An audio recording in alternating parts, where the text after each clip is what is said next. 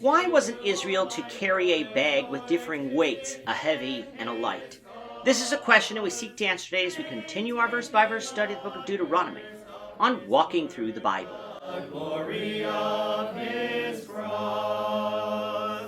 If you have a Bible with you, you can turn to Deuteronomy 25. We're going to be reading from verses 11 to 19. If you don't have a Bible, don't worry. Just follow along with us on the screen. The version that we'll be reading from is the New King James Version. So Deuteronomy 25, beginning at verse 11. If two men fight together, and the wife of one draws near to rescue her husband from the hand of the one attacking him, and puts out her hand and seizes him by the genitals, then you shall cut off her hand. Your eye shall not pity her. You shall not have in your bag differing weights, a heavy and a light. You shall not have in your house differing measures, a large and a small. You shall have a perfect and just weight, a perfect and just measure, that your days may be lengthened in the land which the Lord your God is giving you. For all who do such things, all who behave unrighteously, are an abomination to the Lord your God. Remember what Amalek did to you on the way as you were coming out of Egypt, how he met you on the way and attacked your rear ranks, all the stragglers at your rear, when you were tired and weary, and he did not fear God. Therefore it shall be, when the Lord your God has given you rest from your enemies all around, in the land which the Lord your God is giving you to possess as an inheritance, that you will blot out the remembrance of Amalek from under heaven. You shall not forget. In our last lesson, we discussed laws concerning justice for man, for animals, and for a widowed woman who had no children. Men who deserved to receive stripes for their crimes were to be justly punished, no matter what status they had. Their punishment, though, was not to exceed 40 stripes, lest their injuries be too severe.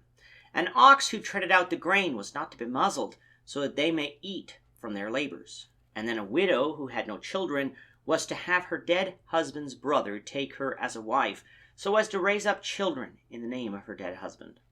This child would then inherit what would have been his had she and her dead husband actually had children.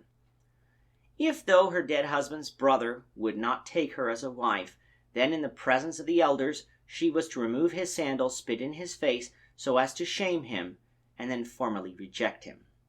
Which brings us to verses 11 and 12. At first glance, it might seem strange that what is mentioned here is placed right after the discussion of levirate marriages, but such a placement actually does make sense. The process for the woman rejecting her husband's brother by bringing him to shame was not generally acceptable for a woman to do. Women were to respect the position that men held in society and not to publicly bring them into disrepute. Now, our society may disagree with that, but such were the customs then, and it should not be our place to judge the customs of another society when God hasn't judged those customs himself.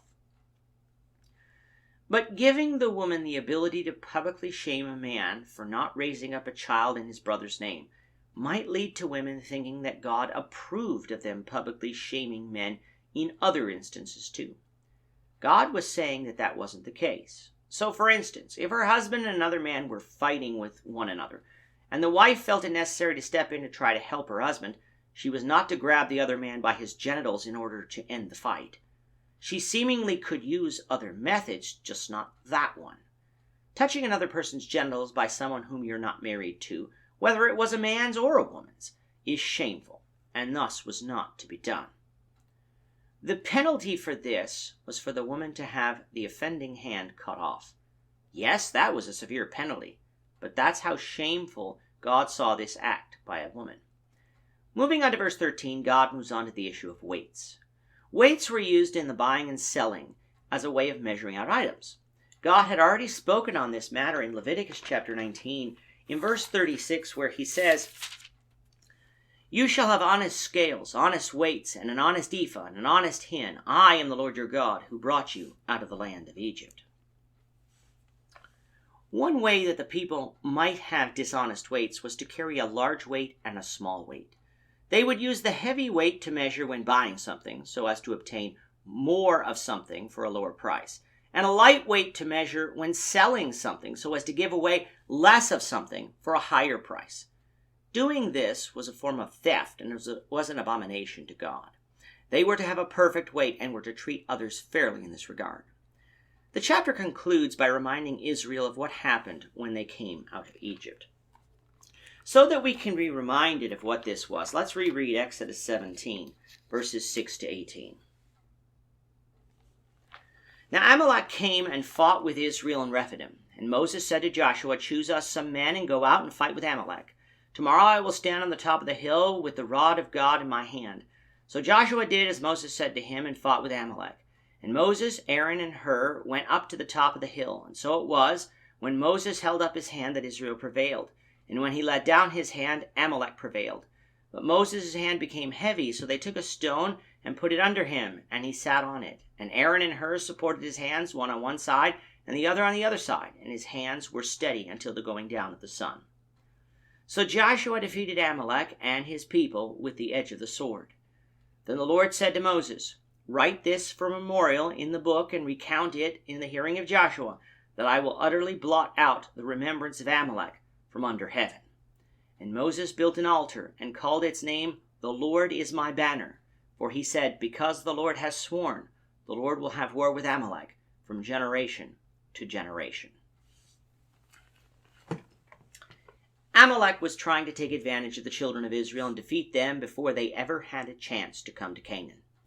But God was on their side, and Amalek was defeated. Not utterly defeated, but defeated in that instance.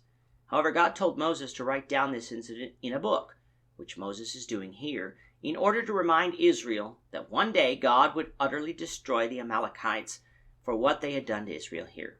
It wouldn't be until the days of Saul, almost 300 years later, but God would avenge Israel. With that, our time is up for today. The Lord willing, we hope you'll join us for tomorrow's discussion, Deuteronomy chapter 26, verses 1 to 11, as we continue our walk through the Bible, one verse at a time. Thank you for watching today's episode. We hope that you found it edifying and ask that you not only subscribe to our channel and podcast, but that you like and share this episode among your friends, so that the saving gospel of Jesus Christ can go out to the whole world.